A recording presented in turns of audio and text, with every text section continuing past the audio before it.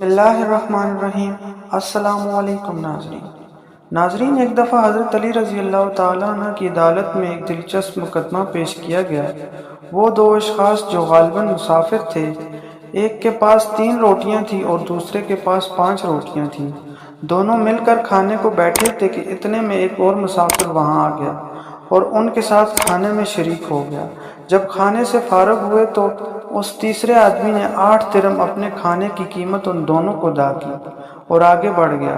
جس شخص کی 5 روٹیاں تھیں اس نے سیدھا حساب کیا، فی روٹی کے حساب سے اس نے 5 درہم خود رکھے اور 3 درہم اس شخص کو دے دیے جس کی 3 روٹیاں تھیں، مگر وہ راضی نہ ہوا اور آدھی رقم کا مطالبہ کیا۔ جھگڑا زیادہ بڑھ گیا تو فیصلہ عدالت حیدری یعنی حضرت علی رضی اللہ تعالیٰ عنہ کے سامنے پیش کیا گیا۔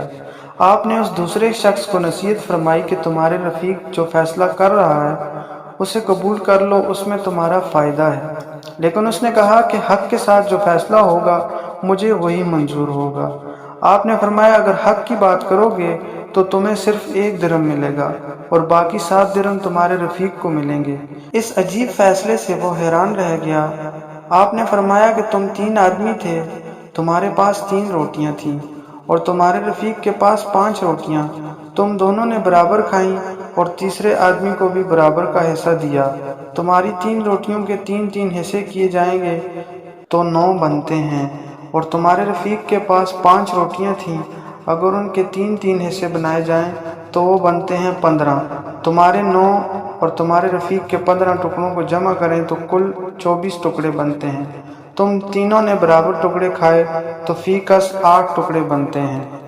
تم نے اپنے 9 ٹکڑوں میں 8 ٹکڑے خود کھائے اور 1 ٹکڑا تیسرے شخص کو دیا، اور تمہارے رفیق نے اپنے 15 ٹکڑوں میں سے 8 ٹکڑے خود کھائے اور 7 ٹکڑے اس شخص کو دیے۔ اس لیے 8 درہم میں سے 1 کے تم اور 7 کا تمہارا رفیق مستحق ہیں۔